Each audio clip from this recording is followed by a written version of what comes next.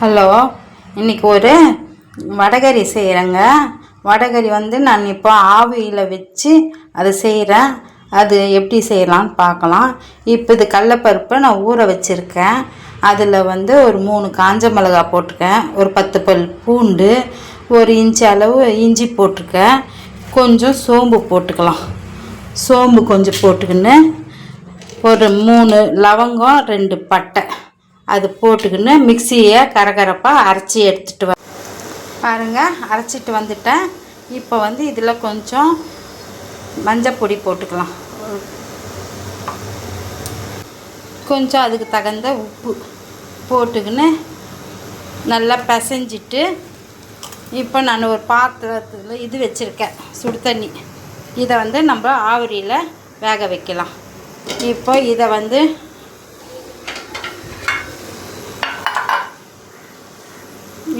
நான் உருண்டை பண்ணி இதில் வச்சு உங்களுக்கு ஆவிரியில் வேக வச்சு எடுத்துகிட்டு வரேன்.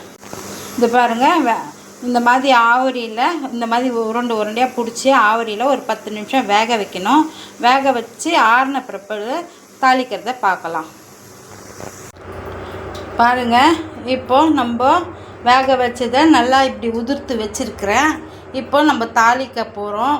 தாளிக்க வேண்டியது கரம் மசாலா பாருங்கள், பட்டை, லவங்கம், ஏலக்காய், சோம்பு, பிரிஞ்சி இலை, வெறும் மிளகாய் தூள், கரம் மசாலா தூள், மஞ்சத்தூள், இவ்வளோ தான். இங்கே ஒரு ஸ்பூன் இஞ்சி பூண்டு, வெங்காயம், தக்காளி, பச்சை மிளகா, ஒரு 5 பல் பூண்டு இடித்து வச்சுருக்கேன், கொஞ்சம் புதினா, கருவேப்பிலை, கொத்தமல்லி, இவ்வளோ தாங்க. இப்போ அடுப்பு பற்ற வச்சு ஒரு பேன் வச்சுருக்கிறேங்க. இப்போ பேன் சூடானதும் தாளிக்கலாம். ஆயில் சூடு ஏறினதும் நம்ம இந்த தாளிப்பு சேர்த்துடலாம். எல்லா தாளிப்பையும் சேர்த்துட்டு இஞ்சி, பச்சை மிளகா, பூண்டு சேர்த்துக்கலாம். வெங்காயம்,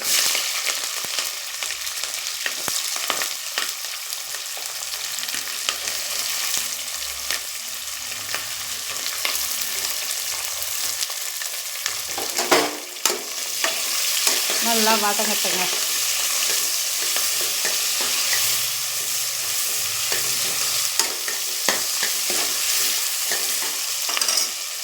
நல்லா வதங்குறது. இதுக்கு கொஞ்சம் உப்பு சேர்த்துக்கலாம். நம்ம அந்த உருண்டைக்கு கொஞ்சம் உப்பு சேர்த்துருக்கோம். இப்போ வடகறிக்கு தகுந்த உப்பை நம்ம சேர்த்துடலாம்.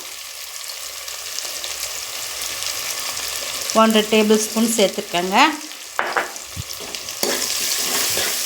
நல்லா கலரி வரட்டும்.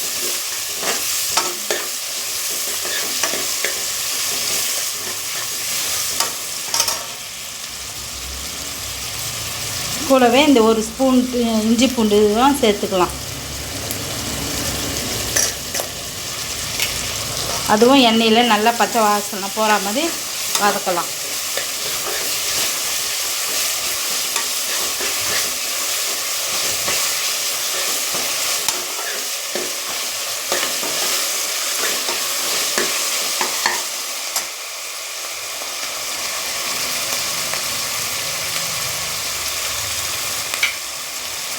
இப்போ எடுத்து வச்சுருக்கோம் இல்லைங்களா, இந்த பொடிங்களை வெறும் மிளகாய் தூள், கரம் மசாலா தூள், மஞ்சள் பொடி, இதை சேர்த்துக்கலாம். இது எண்ணெயில் ஒரு கரிஞ்சிடாமல் எண்ணெயில் ஒரு 2 வதக்கிடலாம்.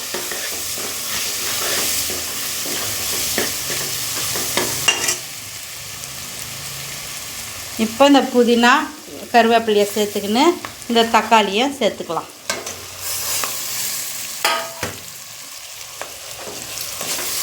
இது நல்லா வதங்கட்டுங்க. நல்லா வதங்கி வரட்டும். பாருங்கள், நல்லா எண்ணெய்லாம் மேலே வர மாதிரி வதங்கி இருக்குது. நல்லா வதங்கட்டுங்க.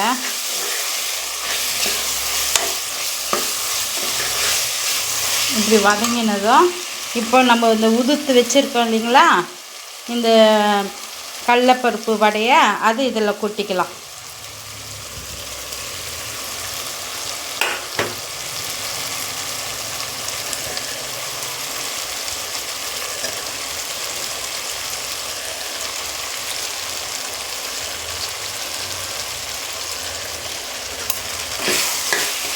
இது நல்லா இதோட மிங்கிள் ஆகி வர மாதிரி கலரி எடுக்கலாம்.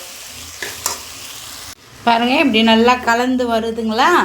இப்போ நான் ஜக்கில் சுடு தண்ணி வச்சுருக்கேன், அதை இப்போ சேர்த்துக்கலாம்.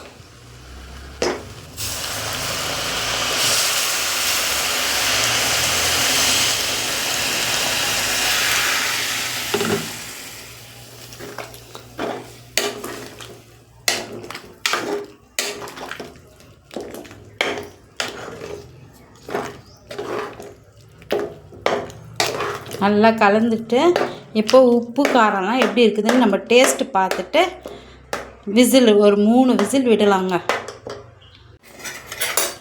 உப்பு காரம்லாம் சரியாக இருக்குதுங்க. கொஞ்சம் ரொம்ப லூஸாகவே இருக்கட்டும், அது வெந்து வரும்போது அப்படியே நம்மளுக்கு திட்டமாக இருக்கும்.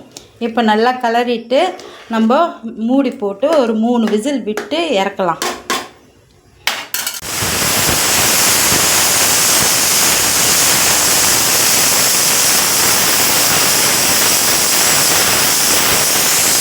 பாருங்கள் 3 விசில் வந்தது, ஆஃப் பண்ணிட்டேன். இப்போ ஓப்பன் பண்ணுறேன். பாருங்கள்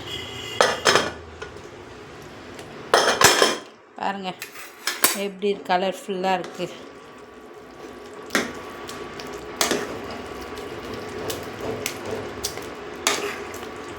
ஸ்மெல்லு ஜோராக இருக்குதுங்க. இப்போ நம்ம கொத்தமல்லி போட்டு இறக்க வேண்டியது தாங்க. உங்களுக்கு இறக்கிட்டு காமிக்கிறேன். அப்போ எடுக்கலாம். பாருங்கள்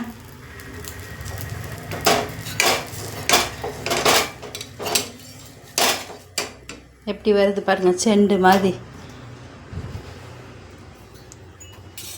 பாருங்கள் ஆப்பம் வடகரிக்கு கொத்தமல்லி போட்டு வச்சுருக்கேன். இந்த மாதிரி செய்யுங்க, நீங்கள் நல்லாயிருக்கும். வடகறி செய்யறதுக்குன்னா ஆவரியில் வச்சு செஞ்சோம்னா கூட டேஸ்ட் மாறாதுங்க, நல்லாவும் இருக்கும். ஆயில் இல்லாமல் சாப்பிட்றவங்களுக்கு இது நல்ல பெஸ்ட் ஆப்ஷனுங்க. பாருங்கள், செஞ்சு சாப்பிட்டு கமெண்ட்ஸில் கமெண்ட் பண்ணுங்கள். நெக்ஸ்ட் ரெசிபியில் உங்களை மீட் பண்ணுறேன். தேங்க்யூ.